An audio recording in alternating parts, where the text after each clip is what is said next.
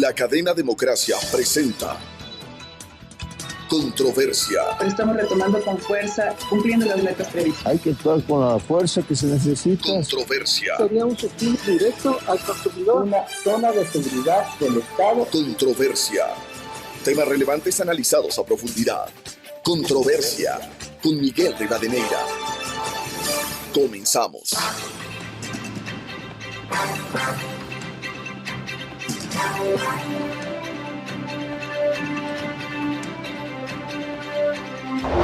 Un saludo cordial a los seguidores del programa Controversia en Escena a través de EXA-FM, Democracia M y Democracia TV.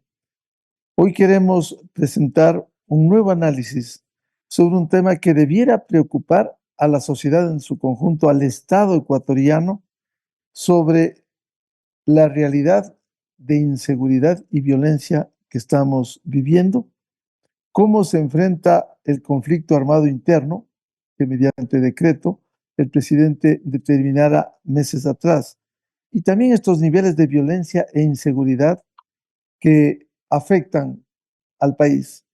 Para analizar este tema, quiero dar la bienvenida en estudios del coronel Fausto Cobo, exdirector del Centro de Inteligencia, analista de seguridad, el doctor Hugo Espín, jurista, penalista y experto en temas de seguridad, y el arquitecto Fernando Carrión, académico y catedrático de Flaxo.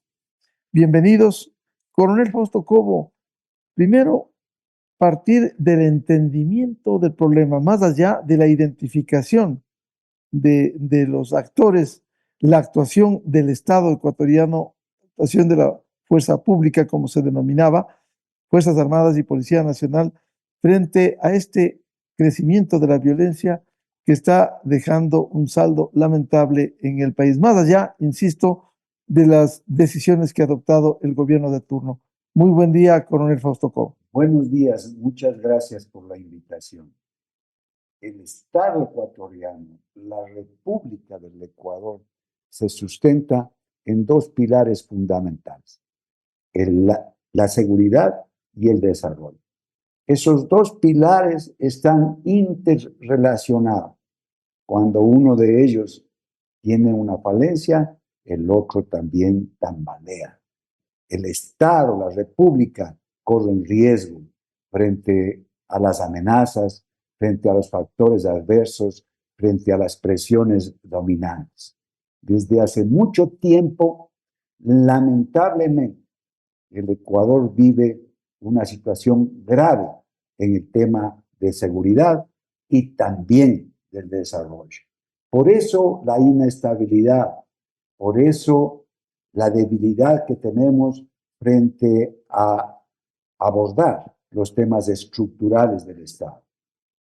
En la agenda política, en donde es el nivel más alto del concepto de seguridad, el tema está siempre número uno en la agenda de los medios de comunicación, en los medios políticos, académicos y también ciudadanos.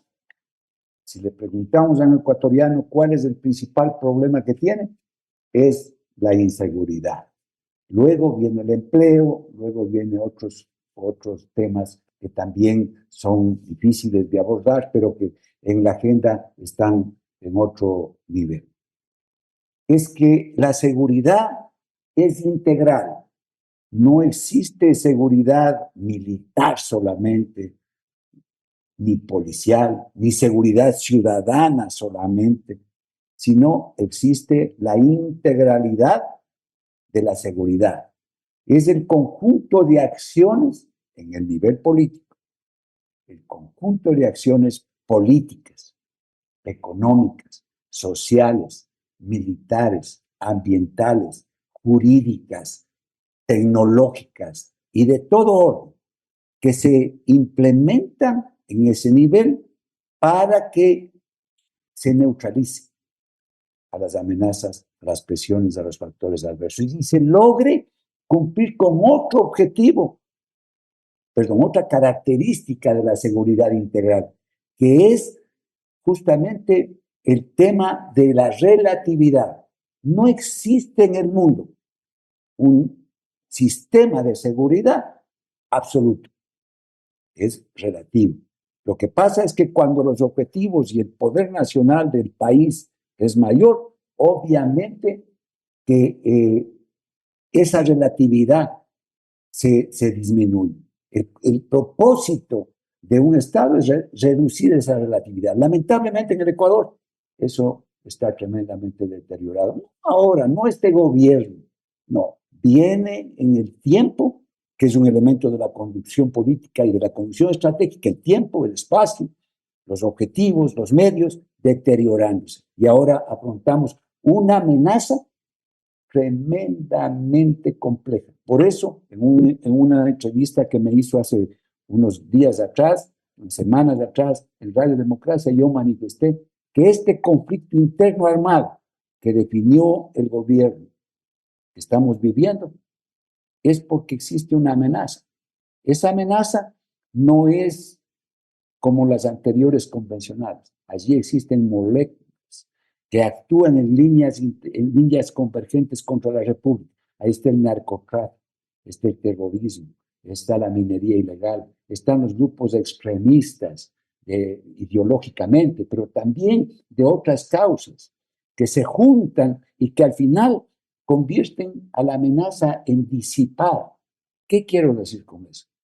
No está claro a quién enfrentamos. Porque ahí también hay grupos políticos, sociales, están infiltrados en la institucionalidad del Estado. Entonces es complejo. Y lamentablemente tampoco hay doctrina para enfrentar. Tampoco existe una comprensión desde el Estado de lo que estamos enfrentando. Y por consiguiente, esta amenaza compleja y disipada tiene la iniciativa estratégica. Y cuando se tiene la iniciativa estratégica, entonces el Estado está a la defensiva. ¿Y cuál es la iniciativa estratégica que tienen ellos? Ellos tienen la iniciativa estratégica fundamentalmente en que su espacio de maniobra no tiene la Constitución y la ley. Ellos son delincuentes, son criminales, son extremistas. Entonces, ellos tienen la forma de actuar en cualquier espacio, que el Estado no lo puede hacer. Pero además, la normativa vigente es complicada. La consulta popular, para que vean la importancia del ciudadano en la seguridad, en el tema de seguridad, de inseguridad y que le preocupa. Bueno, ganó en las preguntas que tienen que ver con la seguridad, respaldando a las Fuerzas Armadas, respaldando a la República, a lo que significa la República frente a esta amenaza. Entonces ellos tienen la iniciativa en ese sentido, tienen los recursos financieros que no tienen que pasar por CERCOP, que el Estado tiene que pasar por el CERCOP, por las normas que están determinadas para adquirir capacidades. Ellos no, ellos pagan, compran conciencias, extorsionan, intimidan y logran sus objetivos que el Estado no lo puede hacer, lógicamente. Entonces tienen la iniciativa estratégica. Pero ¿a qué nos enfrentamos? ¿El narcotráfico? Sí, pero está interrelacionado con la minería ilegal. ¿Dónde está? ¿A qué mismo hacemos? ¿Dónde está? No son los conflictos históricos, convencionales que teníamos en el siglo pasado. Entonces es complejo. Y por eso es que vivimos esta incertidumbre y hay que entender al gobierno también, en el sentido que no es fácil. Por eso, cuando se hace declaraciones, cuando se da opiniones desde el gobierno, es bueno tener la prudencia adecuada. Bienvenido al doctor Hugo Espín, jurista, experto en temas de seguridad. Frente a esta explicación como premisa que nos ha dado el coronel Fausto Cobo, que vamos a profundizar sobre la coyuntura, ¿cómo ve esta situación? ¿Cómo afrontar, partiendo de un hecho, de lo que decía el coronel Fausto Cobo, entender la problemática que vivimos en el país y que esto no pasa por un problema exclusivo de Fuerzas Armadas, de policía, del gobierno de turno, sino del Estado nacional? Buen día. Muy buenos días, un saludo fraterno a Fausto. Miguel, siempre un honor estar con usted. Definitivamente, Fausto acaba de dar un marco teórico bastante amplio y claro de cuál es la problemática de la seguridad integral de un país. Por lo tanto, no se puede hablar simplemente de una de las aristas, como bien lo había mencionado, el tratar de buscar soluciones en incremento de la respuesta policial o militar, o tratar de buscar soluciones exclusivamente en mayor inversión en las áreas productivas o en las áreas que podrían generar nuevos empleos, que esto debería ser uno de los elementos coadyuvantes para reducir los índices de violencia social. Sin embargo, hay que tomar en cuenta que las amenazas del Estado cada vez son más complejas, más amplias y obviamente necesitan también de respuestas mucho más integrales. No se puede seguir haciendo las mismas acciones de antaño y esperar un resultado diferente, o tener planes que únicamente lo que hacen es establecer objetivos prioritarios de búsqueda, como blancos de alto interés, o a blancos secundarios en relación a gente que está vinculada a los GDOs, como el Plan Fénix, y decir que eso es parte de esta estrategia. Cuando no se conoce bien cuál es el alcance de una política pública, cuando no se tiene claro cuál es la situación en la que se encuentra, las acciones del Estado y hacia dónde se dirigen, evidentemente es muy difícil poder socializar y dar un convencimiento a los demás sujetos y actores que tiene un Estado para poder generar esta complementariedad de la seguridad, como justamente nos había dicho el coronel Cobo. El Ministerio del Interior, a través de la doctora Mónica Palencia, emitió el acuerdo MDI-DIM 2024-036, que le establece una corresponsabilidad a los gobiernos autónomos descentralizados, es decir, municipios y prefecturas a nivel nacional, para que sean actores de apoyo a la seguridad integral que tiene que ser garantía exclusiva del Estado central. Y se le pide que cumplan una tarea para que ellos preparen planes de seguridad, planes de aseguramiento de los territorios, y que se cumplan con ciertos formatos igualmente para estructurar una política pública de seguridad, que creo que es positivo. Lo malo es cuando se delegan a estos GATS situaciones que no les corresponden, como el tema de análisis migratorio, como temas de la estructuración de los GDOs, de investigaciones de lo que es la violencia directamente en territorio, y entramos en otros temas que se convierten en conflictos de competencia. Entonces, justamente yo creo que cuando tenemos estas amenazas de las que nos hacía referencia Fausto, de que no tienen que cumplir con una serie de parámetros, que el Estado sí debe hacerlo, que obligatoriamente debe hacerlo, porque además el Estado no solamente que cumple con ciertas obligaciones, sino que es garante de los derechos de los ciudadanos, y eso hace que el accionar no puede ser igual al de un grupo delincuencial armado o de una amenaza externa o interna del país, sino que tiene que actuar en el marco de la ley. Y este marco de la ley es un eje de seguridad del un lado y del otro, tanto para evitar abusos del Estado, cuanto para que los ciudadanos nos sentamos garantizados por la actuación del Estado. Esto nos obliga igualmente a que todos los que están dentro de este ámbito de acciones, primero tengan claro cuál es su competencia. Segundo, sepan hacia dónde dirigen su accionar, porque si no es un dispendio de recursos públicos y de talento humano que está dando palazos de ciego. Y algo que se ha visto en los últimos gobiernos, lamentablemente, ha sido esto: este dispendio del esfuerzo, del talento humano y de los ejes de búsqueda del trabajo policial y militar para neutralizar a organizaciones delictivas que se han ido enquistando de a poco, pero que hoy son un gran problema dentro de la seguridad pública nacional.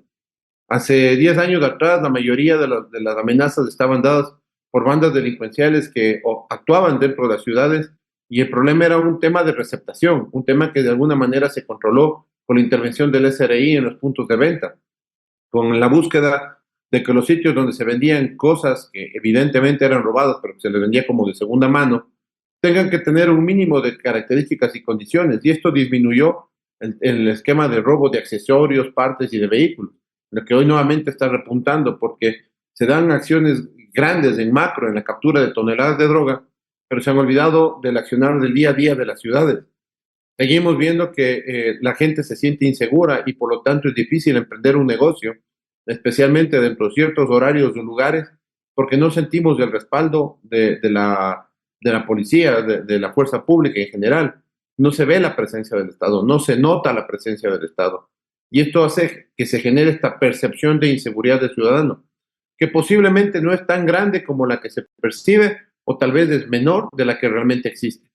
Solamente cada uno de los que está en los diferentes territorios puede darse cuenta de estos esquemas. Por eso, la construcción de ciudades más seguras no es el tema solamente de una de las listas ministeriales, como es el Ministerio del Interior o del Ministerio de Gobierno, que van conjugados con el Ministerio de Defensa para poder actuar en la forma represiva de la violencia, en la forma represiva del delito, en la forma preventiva, igualmente con la presencia y la disuasión, sino que también es obligación de las demás entidades del Estado, y por eso Fausto bien hacía referencia que esta es una gran mesa donde se establecen estas amenazas que son multidisciplinarias para que puedan ser neutralizadas de una forma integral.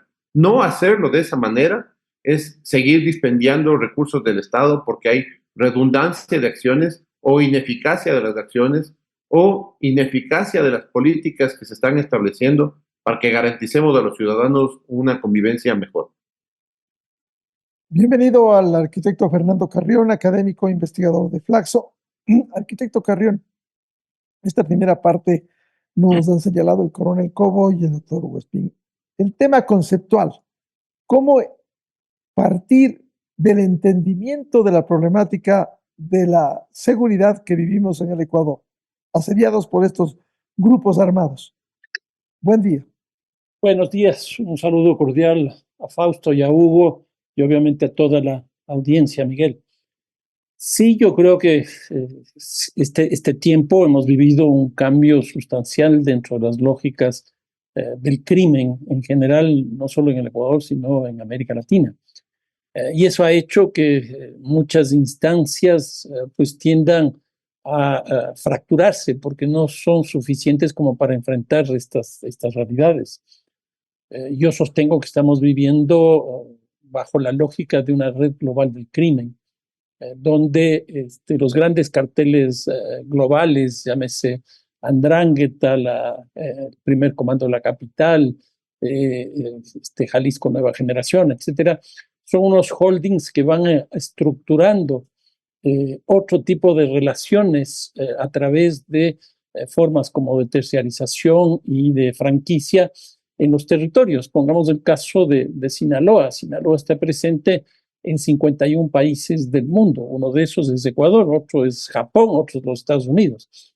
Y entonces, ese hecho hace que lo que ocurre en nuestro país cambie sustancialmente. Y aquí yo veo también modificaciones de las políticas que, por ejemplo, en la época de Guillermo Lasso, con la que se han llevado a cabo en este gobierno de Daniel Noboa, son cambios importantes. Por ejemplo, uno primero es el cambio o la incorporación a las declaraciones de estado de excepción, que esa era la lógica, que no era nada excepcional, esa era la lógica de la política anterior, principalmente de Guillermo Lasso, y que este presidente es lo primero que hace a principios de año, pero inmediatamente modifica al plantear un conflicto armado interno. Eso modifica sustancialmente la forma de enfrentar esta realidad. Y una segunda cosa que también es distinta a lo que ocurrió en la época de Guillermo Lasso, es que cuando entra el general Bravo y el general Moncayo a la definición de políticas públicas de seguridad, ya se plantea el tema del terrorismo. Pero ahí la definición del terrorismo era básicamente de hechos terroristas, para de alguna manera calificar todos los hechos de violencia como terroristas. Pero ¿qué es lo que ocurre con Daniel Noboa? Esa definición cambia, ya no son los hechos, son 22 estructuras criminales. Y me parece que eso ha ayudado también de forma importante, porque ahora la inteligencia militar y la inteligencia policial ya no persiguen los hechos delictivos, es decir, no son ex post, llamémoslo así, sino que empiezan a hacer una inteligencia que está mucho más vinculada a las estructuras criminales. Si bien antes se hacía también, pues a partir de este momento ese es el eje principal. Entonces, yo creo que eso modifica sustancialmente, sobre todo los 2 primeros meses de este gobierno, pero después ya se empiezan a ver las limitaciones de esa política. Por ejemplo, casos interesantes alrededor de lo que ocurrió con las cárceles. Pero ¿qué es lo que estamos viendo? Las cárceles empiezan nuevamente a tener sus presencias. Ya tuvimos un amotinamiento con una persona fallecida y con 4 también con lesiones. Hace poco tuvimos también una evasión carcelaria y también un amotinamiento que por suerte no produjo estos hechos, pero ya estamos nuevamente en eso. Y en el caso concreto de la violencia, es decir, lo que hay que tener en cuenta es que las Fuerzas Armadas son limitadas, tienen un poco más de 40.000 efectivos, que es muy poco, y han estado dedicadas principalmente a lo que les corresponde, que es la frontera. Pero, o sea, controlar una frontera como la peruana, que no es solo el sur, como decimos generalmente, sino también toda la zona oriental, es decir, la Amazonía, es de una dimensión que con 40.000 y un poco más es imposible. Y si a eso les metemos dentro de la calle, pues es imposible. Entonces, ¿qué es lo que está aconteciendo? Es una política focalizada en los lugares de mayor violencia. ¿Y eso qué es lo que está produciendo? Lo que se conoce con el nombre del efecto globo, que se traslada a otras ciudades, que se traslada a otros lugares. Y esto estamos viendo. Y no solo eso, sino que hoy día se traslada a otro tipo de delitos. Hoy día tenemos delitos mucho más significativos en términos de números, en lo que significa secuestros y en lo que significa extorsiones.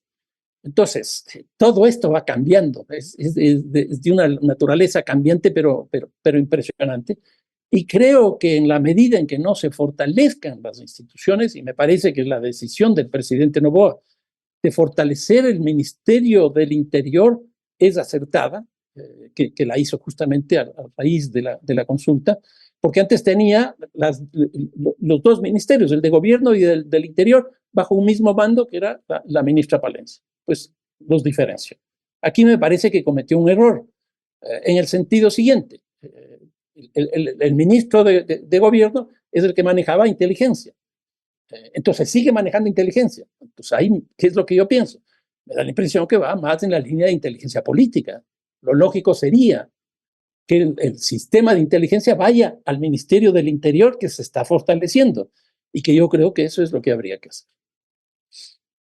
Vuelvo con el coronel Fausto Cobo. Partiendo del entendimiento real que en general no se comprende lo que está viviendo el país, esto que a través del tiempo hemos llegado a esta situación, ¿cómo actuar, cómo enfrentar esta realidad de violencia de los hechos que se producen en el territorio nacional? Buenos días también a Fernando y a Hugo. Creo yo que lo que dijo Fernando es claro. Es decir, ¿cuál es el cambio que ha existido desde el gobierno de Guillermo Lasso y ahora el gobierno de Noboa? Es la definición de los niveles de conducción. En el gobierno de Guillermo Lasso, que no existía doctrina, no existía absolutamente definición de a qué nos enfrentábamos, y que no es fácil, porque ya hemos manifestado la complejidad de las amenazas actuales. Se definieron las amenazas. ¿Quién define una amenaza? Una amenaza tiene que ser definida en el nivel político de la seguridad integral, que es el presidente de la República y el Consejo de Seguridad Pública del Estado. Allí se definió al terrorismo, a la minería ilegal, al narcotráfico como amenaza. Y es un gran paso. Aquí no estamos defendiendo un gobierno o el otro. Lo estructural de la visión y de lo que hay que hacer con la seguridad. Se definieron las amenazas, porque la amenaza es la que define la hipótesis que vamos a enfrentar. Entonces, esta amenaza compleja fue definida en el gobierno de Guillermo Lasso, en el Consejo de Seguridad Pública y del Estado. Y ahora, con un decreto, se definen dos cosas. El escenario, o la hipótesis, conflicto interno armado. Bueno, el conflicto interno armado es una excepción, porque ese decreto define que no es una cosa ordinaria o que se puede solucionar con una normalidad en la aplicación del poder nacional, sino que hay que utilizar excepciones. Y entonces ahí caemos nuevamente en la normativa vigente. y en el tema de los pronunciamientos de la Corte Constitucional. Y entonces dice, no pueden utilizar la excepción, pero si el conflicto interno armado es excepción, no es una alteración del orden público, no es una grave alteración del orden público, es un conflicto interno armado. Y entonces ahí empieza a aparecer el nivel político estratégico de la seguridad, que me parece bien. Se aterriza en un conflicto interno armado, gracias a la definición de las amenazas, que no existían. Ya. Ahora también se define en el gobierno actual, en el nivel político estratégico, se baja para que no quede en la amenaza conceptual general, sino que ahora en los hechos, como dice Fernando, sino que 22 estructuras criminales. Es como cuando usted enfrentaba el conflicto internacional. En el Plan Nacional de Seguridad decía garantizar la soberanía y la integridad territorial. Ese era el objetivo. Pero en el siguiente nivel de la conducción ya no puedes repetir eso.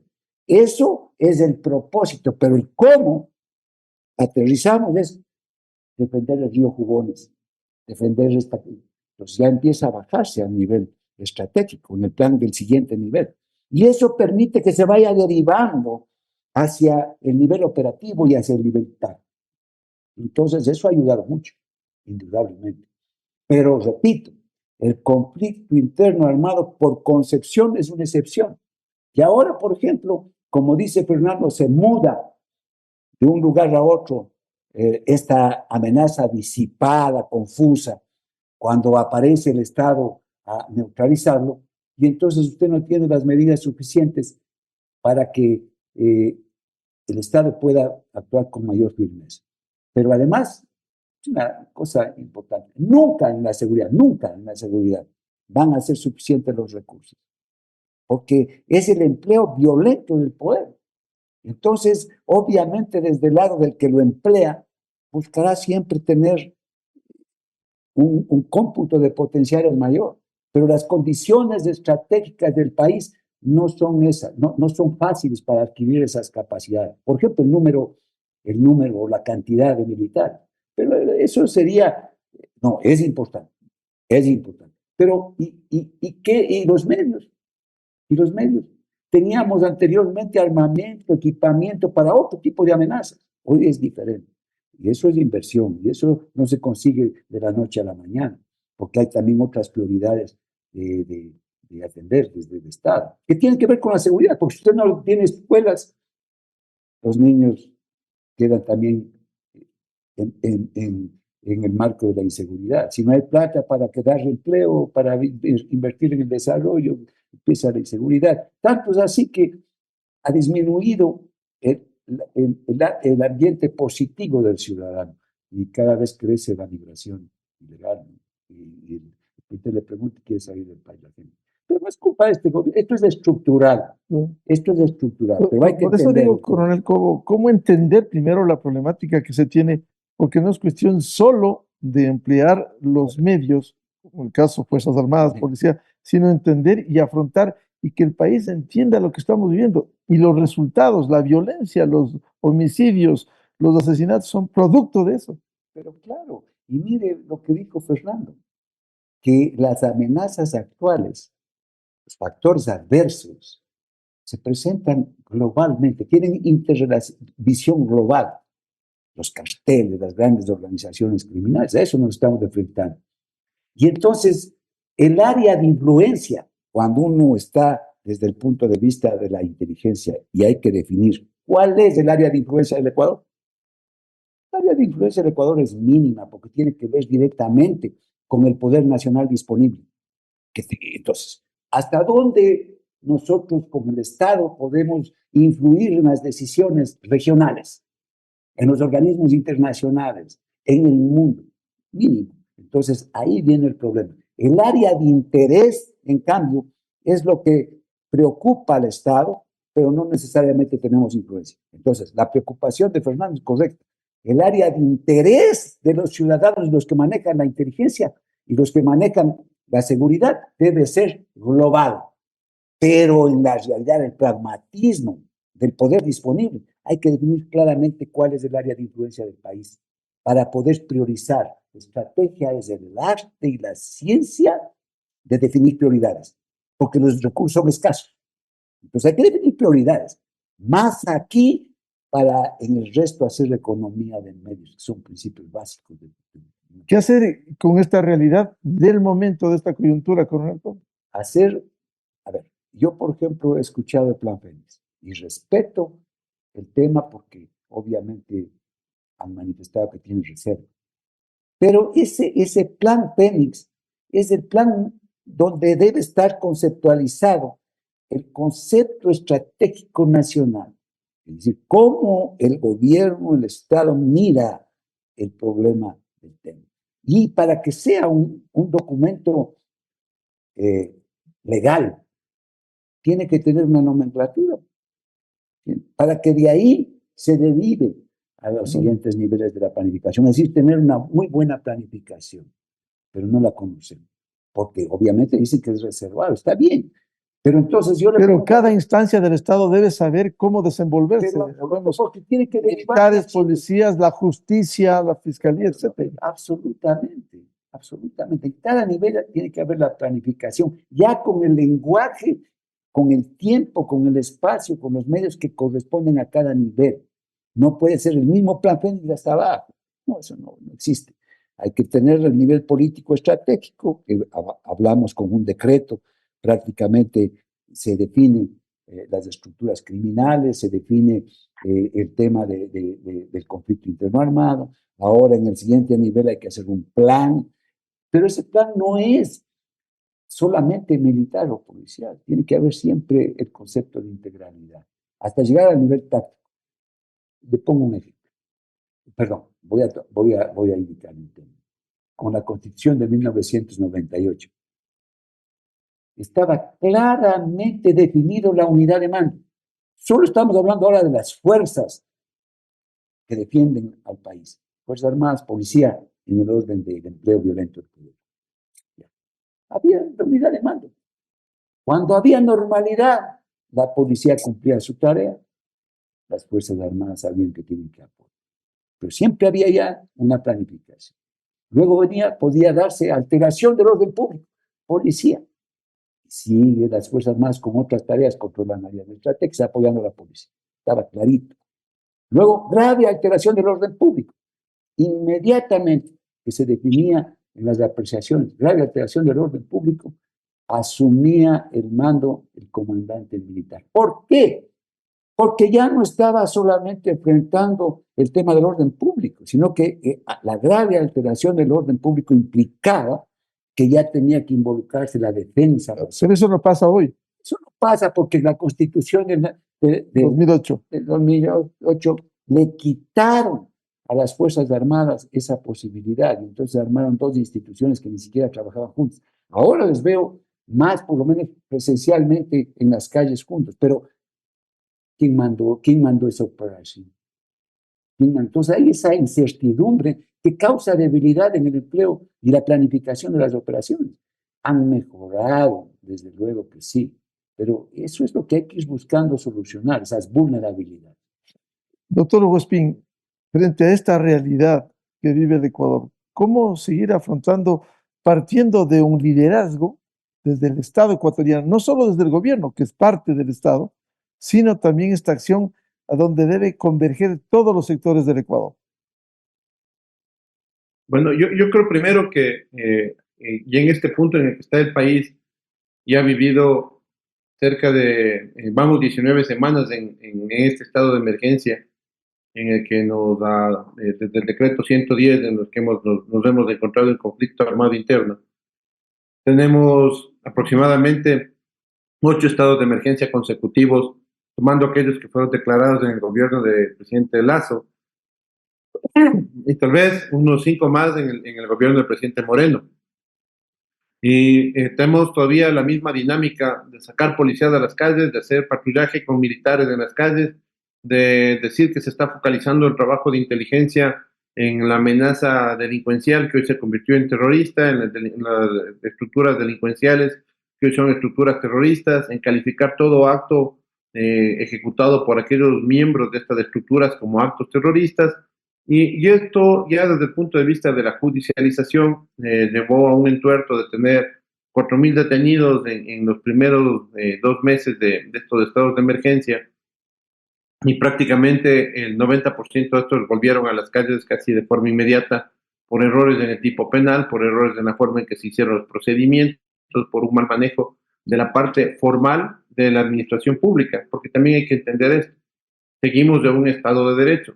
No podemos quejarnos de que las leyes no funcionan como quisiéramos que funcionen, sino hay que subsumirse al cumplimiento de esas normas, porque la ley nos remarca a todos, a quienes están haciendo cumplir la ley y a quienes tenemos que cumplirla.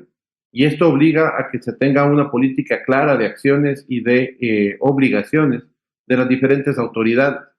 No podemos decir que el problema es solamente político, o solamente es militar o policial, o solamente es de los GATS, sino que hay una correlación necesaria que se está llevando a diario, día a día en el territorio como una normalidad de gestiones, pero no hay un macro que pueda manejar adecuadamente y estructurar estas acciones para que el combate del delito no se haga con este movimiento globo de que migre de un punto a otro de las ciudades porque tomamos acciones deficientes dentro de una ciudad y afectamos a las otras ciudades que no están tomando acciones igualmente deficientes. Se empezó a convertir con mucha fuerza el tráfico de drogas y fomentamos la minería ilegal o fuimos permisivos en permitir que se establezcan en las cuencas altas de los diferentes ríos de la Amazonía, principalmente en la provincia del Napo, en la provincia de Orellana y Sucumbíos, gran cantidad de minería ilegal con maquinaria pesada, traída y comprada y adquirida por dinero de las estructuras criminales, del narcotráfico y de la propia minería, que están llevándose por cientos al oriente para destruir el medio ambiente, para destruir nuestra ecología. Y esto frente a la vista y paciencia de las autoridades que les toma semanas, meses en reaccionar, porque todos sus esfuerzos están centrados o concentrados en luchar contra esta intelequia del terrorismo que está atacando a todo el país en este conflicto armado interno. Entonces, yo sí creo que es necesario empezar primero a aterrizar historias. La retórica y la doctrina es buena, pero si es que no se ve en la realidad, no se ve en el territorio, si no se ve en la práctica diaria, simplemente es eso, retórica. Y nosotros tenemos que empezar a entender que tuvimos un gobierno, el que pasó, que se llenó de definiciones, se llenó de un montón de acciones que estaban para la contención del delito, y eso permitió que haya una proliferación del delito, porque nunca existió la contención. El levantamiento de las cárceles, la violencia carcelaria, las acciones de fugas o de ingresos de sustancias prohibidas a los centros de rehabilitación social es prácticamente imposible de controlar en cualquier lugar del mundo. Se puede ser más eficiente para evitar que esto suceda de manera cotidiana, pero es imposible decir que se va a bajar a cero. Pero sí tenemos que tener una política pública de rehabilitación social bien estructurada, para que los privados de la libertad tengan una actividad, una función, un arte, un oficio que se desarrolle mientras están privados de la libertad para su futura reinserción social, porque ese es el concepto de rehabilitación social. No crear más bodegas humanas y sitios de escuelas de perfeccionamiento del delito como se ha venido haciendo a lo largo de estos últimos 15 años o más. Nosotros tenemos que entender que hay que empezar a tomar decisiones como gobierno para hacer un cambio real en las políticas de acción. Es decir, si el patrullaje preventivo no funciona, entonces hagamos un patrullaje reactivo. Si es que necesitamos trabajar con inteligencia, ese patrullaje reactivo tiene que ser sobre objetivos trazados y específicos para ir neutralizando las acciones violentas en determinados barrios.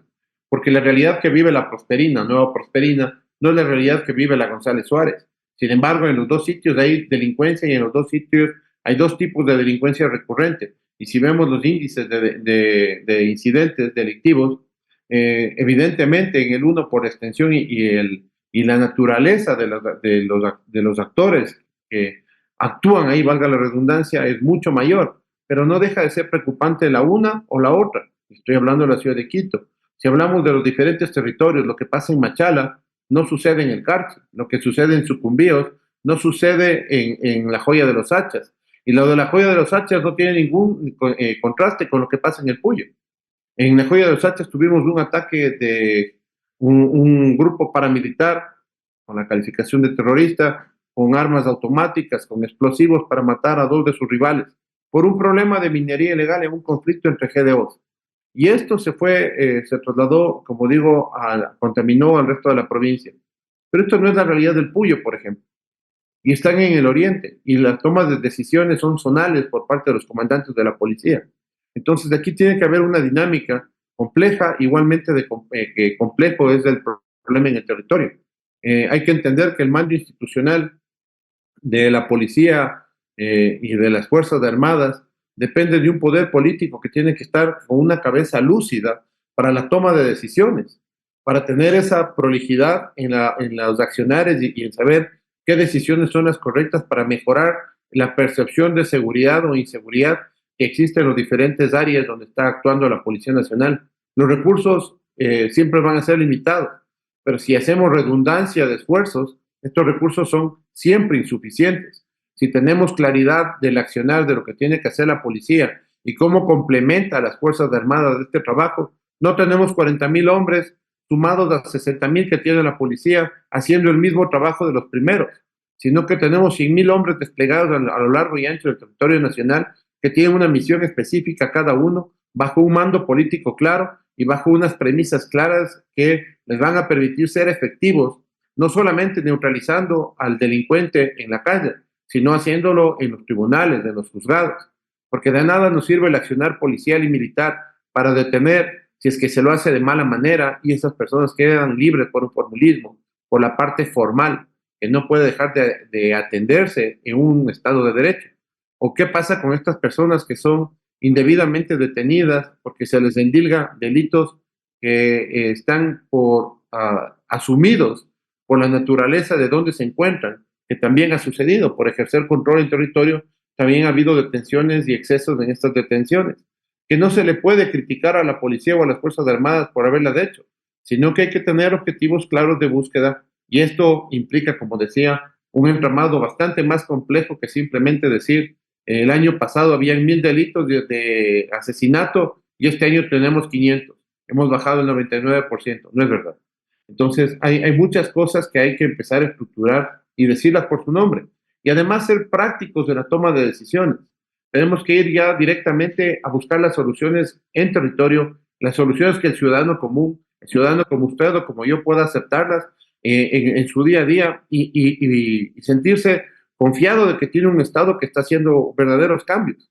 De nada nos sirve lo que ha venido haciéndose hasta este momento si es que al final del día no tenemos más inversión privada, no tenemos inversión pública internacional, porque no se confía en la seguridad en todos sus aspectos, desde la seguridad jurídica del Ecuador, porque se revocan contratos con mucha facilidad otorgados por el Estado, o la seguridad física pública, donde usted monta un negocio y mañana le asaltan o le vacunan, donde, como decían, en esta dinámica del delito cambiamos del asalto que iba a robarle un celular al frente de su casa o de su lugar de trabajo, por las vacunas que van a visitarle directamente y le dicen, si no me paga mañana $30, devuelvo el carro.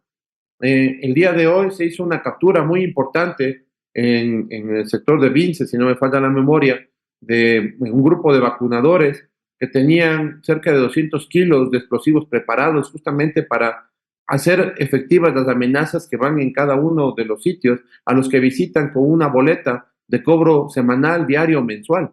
Entonces, son dinámicas del delito que tienen que ser igualmente dinámicas las soluciones por parte del Estado. Sin extenderme más, porque yo creo que en esto hay mucha tela que cortar, yo sí creo que es necesario tener claro cuál es el accionar de cada uno, porque si no asignamos funciones específicas, es como cuando se le manda al policía patrullaje a pie, 14 personas patrullando, caminando por una cuadra sin saber nada que ir chateando y pasando las horas durante el día de servicio. A diferencia de que cuando se hace un trabajo proactivo, van levantando esas mismas 14 personas, levantan información en cada tienda, en cada domicilio, en cada lugar, sitios peligrosos, amenazas, y se hace un mapeo permanente de nuevas amenazas, porque, como bien decía Fausto, y lo recalcaba Fernando Carrión, justamente la dinámica de la inseguridad y de la violencia y de la percepción de seguridad es extremadamente cambiante.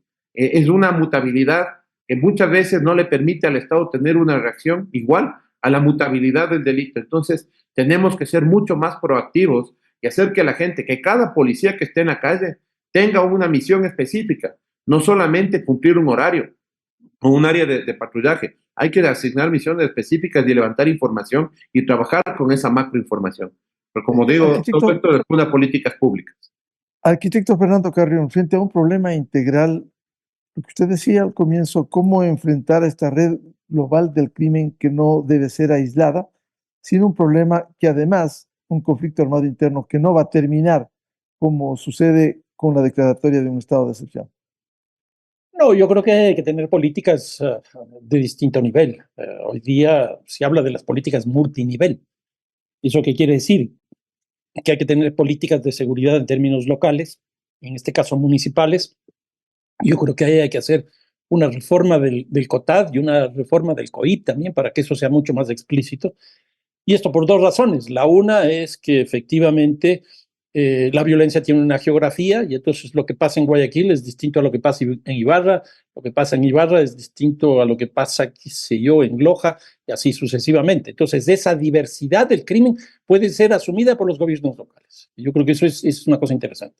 Y la segunda cosa es que los municipios no pueden, como no tienen policía, los municipios no tienen cárcel y los municipios no tienen justicia, entonces lo único que les queda es hacer prevención. Y entonces eso se cubriría un espacio muy importante de la política pública. Entonces, en primer lugar, creo que en esta lógica del multinivel tienen que estar los municipios, y yo no veo en esa línea pues cosas mayores. Una segunda, sin duda, en el ámbito nacional, y ahí me parece que hay que fortalecer las instituciones. Bueno, Fausto conoce perfectamente el SNAI. Fausto, yo soy de la tesis que hay que cambiar el SNAI, incluso de nombre, de estructura, etcétera, etcétera, porque no ha funcionado desde el momento en que se creó esa cosa.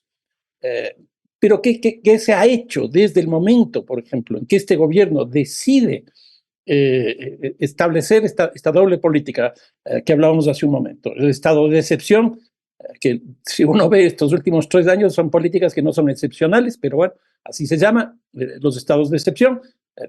Por ejemplo, Guillermo Lasso hizo 18 estados de excepción, una cosa impresionante, dentro de los 28 meses, es decir, todo el periodo que él estuvo bajo estado de excepción. Y ahora da la impresión que vamos en la misma línea.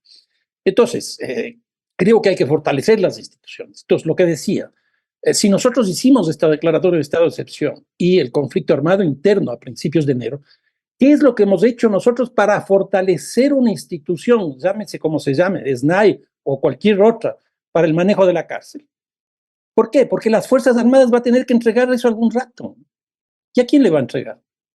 A la misma institución que tiene tantos problemas, para que en un lapso relativamente corto esto se complique.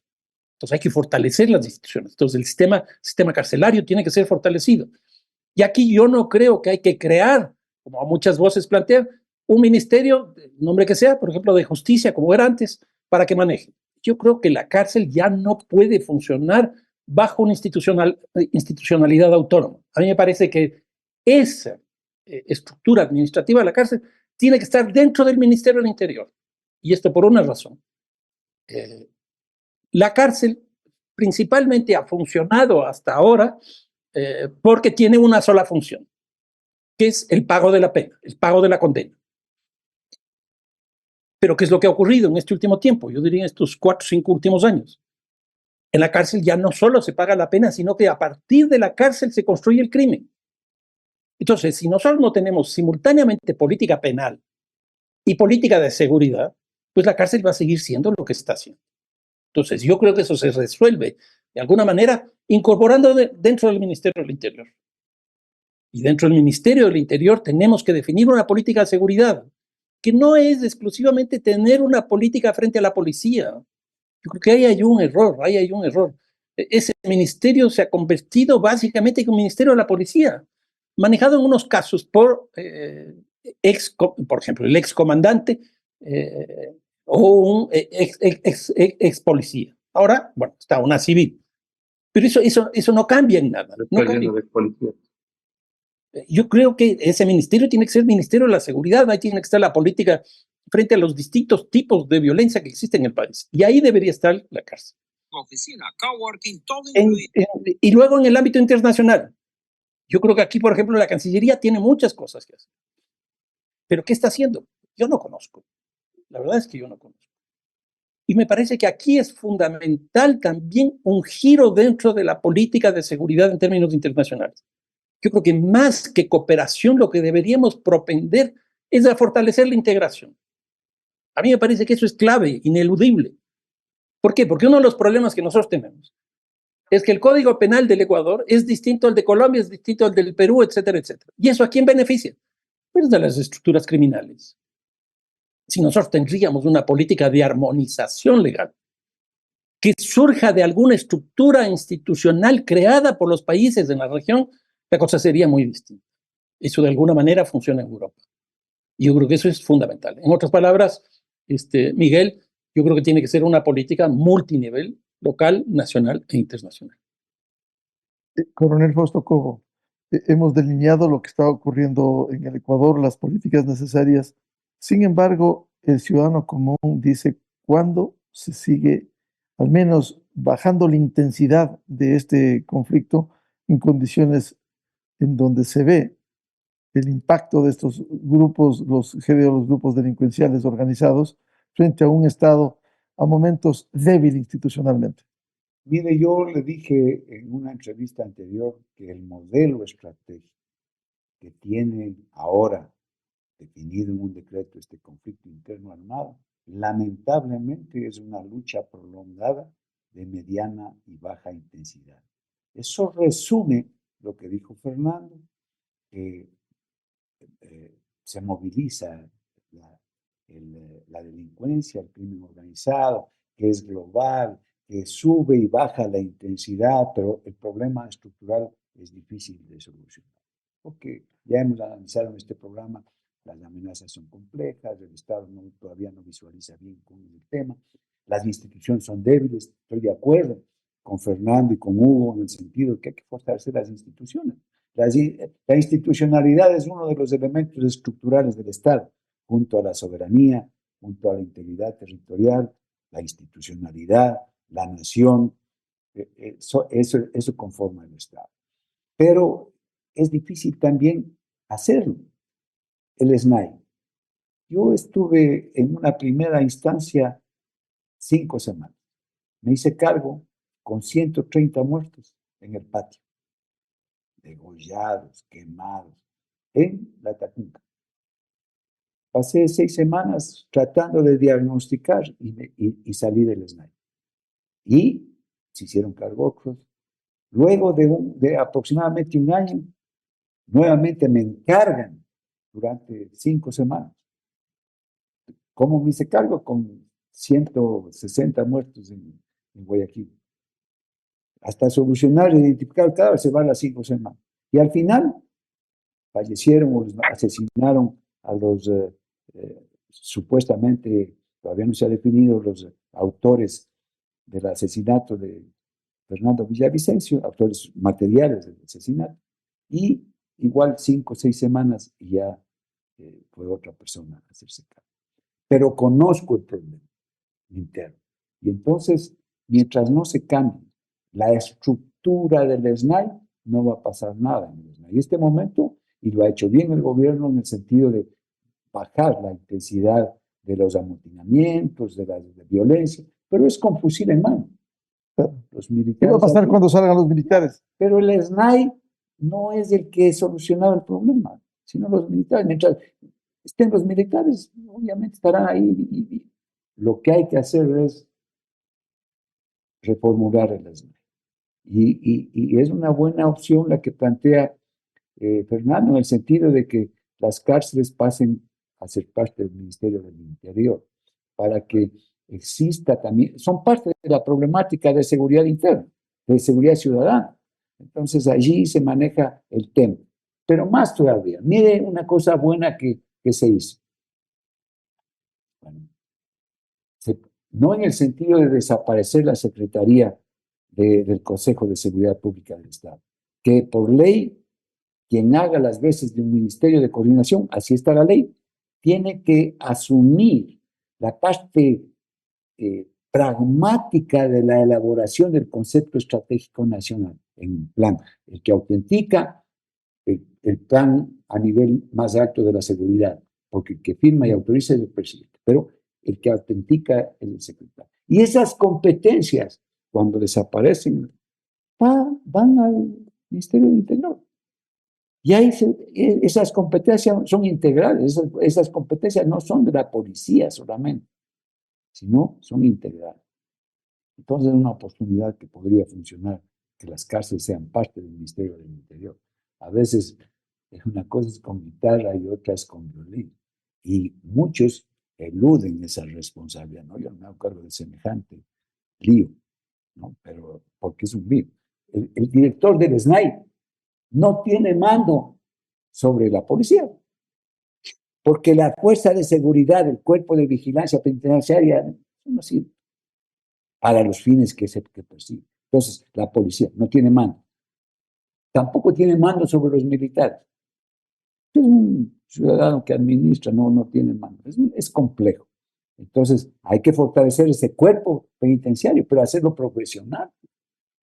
Con formación, no de 3 meses, sino con una selección adecuada, con un conocimiento integral de la problemática, con los temas de rehabilitación, que son parte de ese cuerpo de seguridad, asegurar para que se pueda dar. El tema de la infraestructura. El 80% de la infraestructura penitenciaria es de la época de la chispa. Está en las cárceles dentro de la ciudad. Sí, es un lío grande. Es un lío grande que ojalá se vaya dando la solución adecuada y que por lo menos mientras los militares están, se debería aprovechar para hacer una reingeniería del SNAI. El problema institucional y la debilidad, doctor Hugo Espín, pasa porque también ha sido una falla del Estado y los gobiernos que se han sucedido. Finalmente, aquí debiera haber una política de Estado que afronte un problema permanente como el conflicto armado que tenemos. O sea, yo creo que uno de los mayores problemas en el tema de seguridad pública es que no existe seguridad pública del Estado, sino que ha habido una mutación permanente de acuerdo a los criterios de cada una de las autoridades del gobierno que van llegando, porque además no es de un solo gobierno, sino que en un periodo presidencial pueden haber 4 o 5 ministros y cada uno trae su equipo de trabajo con una visión diferente y piensa que todo lo que se hizo anteriormente estaba mal hecho y por eso le cambiaron al ministro anterior. Entonces llegan y patean el tablero y empezamos de nuevo a reevaluar con una nueva visión todo lo que se ha hecho. Lo que está haciendo este comandante general no es lo que hizo el comandante general anterior, especialmente en temas policiales. Y las políticas públicas de seguridad son nacionales. Yo creo que está bien fortalecer a los municipios, pero los municipios no pueden asumir la política de seguridad si no tenemos ni siquiera un tema de bachado de calles bien llevado, ni hay un buen control de lo que es el espacio público. Y esa es una de las formas de fomento de la inseguridad en el país. Cuando todavía en tiendas de barrio se siguen haciendo cantinas, donde se fomentan las reuniones de los delincuentes de esquina, evidentemente seguimos sin poder tener un buen control de lo que tienen que ser las jurisdicciones y competencias específicas. Yo creo que cada uno cumpliendo con las competencias específicas se logra un macro de la seguridad integral. El delito del narcotráfico, el delito del tráfico de armas, el delito de la delincuencia organizada transnacional e internacional sigue siendo un delito de frontera. Entonces, fortalecer a las Fuerzas Armadas para que cumplan con su misión constitucional de defender la integridad territorial en las líneas de frontera es fundamental. No podemos quitarles de su misión principal porque la policía no está cumpliendo correctamente su función de garantizar el orden interno. Tiene que coadyuvar, sí, pero tiene que haber una función específica de cada una de las instituciones. No podemos seguir pateando el tablero cada vez que hay una situación. La declaratoria de conflicto armado interno nos cambió, nos trastocó la seguridad normal de las ciudades, pero el día a día de las ciudades sigue siendo el mismo. No podemos desatender el servicio urbano porque estamos con grupos de élite golpeando y pateando puertas en las noches. Tenemos que seguir fortaleciendo el patrullaje, el eje preventivo, las acciones proactivas de la cotidianidad. Y algo que es muy importante que se decía justo en este foro, nosotros convertimos los estados de excepción, que por definición son extraordinarios, excepcionales, en lo ordinario. Tener 18 estados de excepción, 20 estados de excepción en 2 gobiernos, realmente es impresentable. Significa que nunca tuvo una política ordinaria para controlar los problemas del día a día, sino que todo se trata de manejar al margen de la ley para poder tener beneficios sobre la ley ordinaria. Y una vez más, estamos en un Estado de Derecho. Yo creo que hay las definiciones de esto son amplísimas, como las soluciones pueden ser muy creativas, pero para esto se necesita una mesa nacional, una instancia donde la academia participe de manera integral con los actores que están en territorio y con los actores que están en la parte de la gobernanza para poder tener una solución integral que permita tener al Ecuador un futuro diferente. En definitiva, arquitecto Fernando Carrión, ¿cómo lograr esta seguridad integral con la convergencia, con la participación en una mesa nacional, como se ha dicho, de todos los actores y de todos los sectores?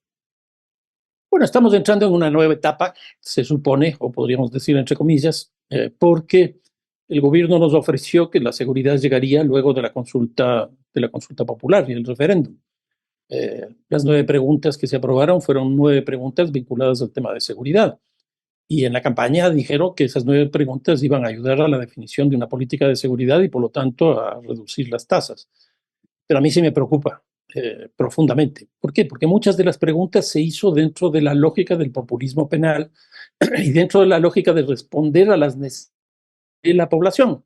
Y nosotros sabemos, la población actúa como víctima. La población es una víctima. Y entonces la lógica que tienen ellos es diente por diente, ojo por ojo. Pongo el caso de 2 preguntas que tuvieron alta aceptación.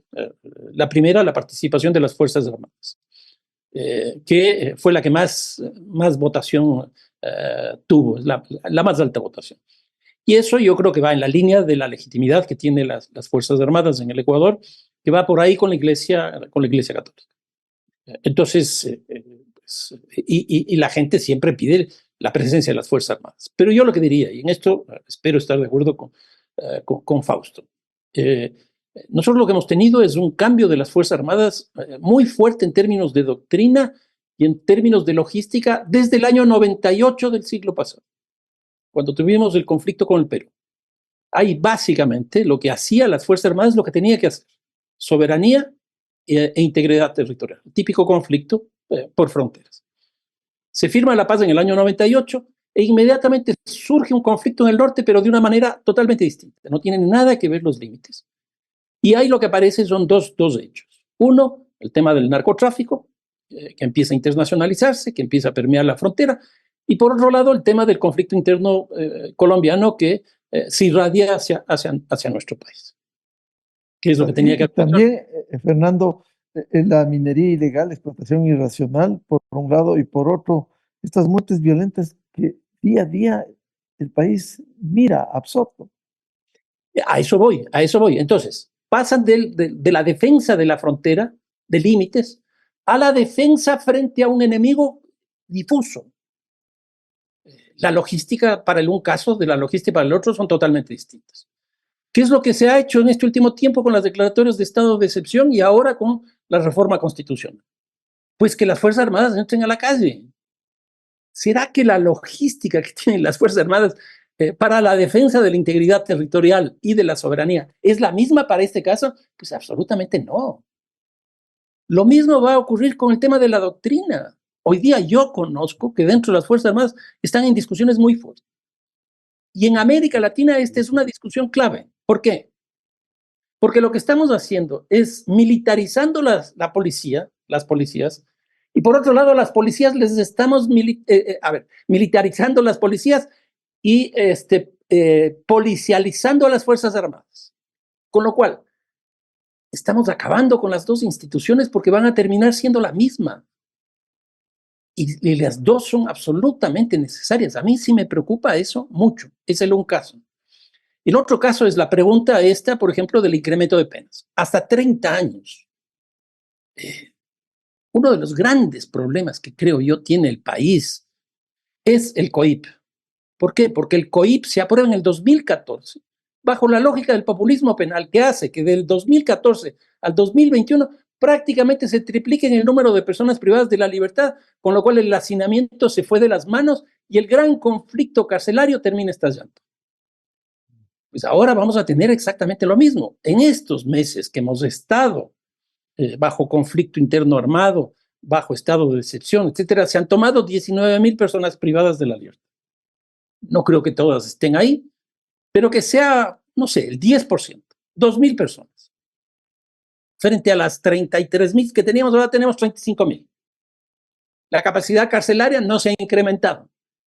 El presidente en enero nos ofreció 2 cárceles, una en Santa Elena y otra en la Amazonía. Las 2 cárceles, porque eran de 736 personas cada una, no nos daba una capacidad más allá de 1,500 personas. Si nosotros vamos a seguir engrosando las personas privadas de la libertad, el hacinamiento va a ser cada vez más complicado y la relación que va a existir entre el adentro y el afuera de la cárcel va a ser creciente. A mí me parece que ese es un gran problema que todavía no está resuelto. En otras palabras, estamos cerrando lo de la consulta, ya el presidente ha enviado incluso los textos legales a la Asamblea para que se aprueben. Una vez que se aprueben, la responsabilidad es del gobierno porque nos ofreció seguridad. Un tema complejo y difícil, un eje transversal que vive el Ecuador, que es bueno analizarlo periódicamente y quiero comprometerles a seguir hablando de esto que debiera ameritar una política de Estado para, como se ha dicho hoy, enfrentar en la integralidad el problema de la seguridad en el Ecuador. Muchas gracias por el aporte del coronel Fausto Cobo, exdirector del Centro de Inteligencia Estratégica, el arquitecto Fernando Carrión, académico e investigador de Flaxo, y el doctor Hugo Espín, jurista, penalista y experto en temas de seguridad. Muchas gracias, muy amables. Muchas gracias, adiós. Con esto cerramos el programa Controversia en Escena a través de EXA-FM, Democracia M y Democracia TV. Les deseamos un feliz fin de semana a todos. Muy buen día. Esto fue Controversia, temas relevantes analizados a profundidad. Miguel Rivadeneira vuelve el próximo sábado.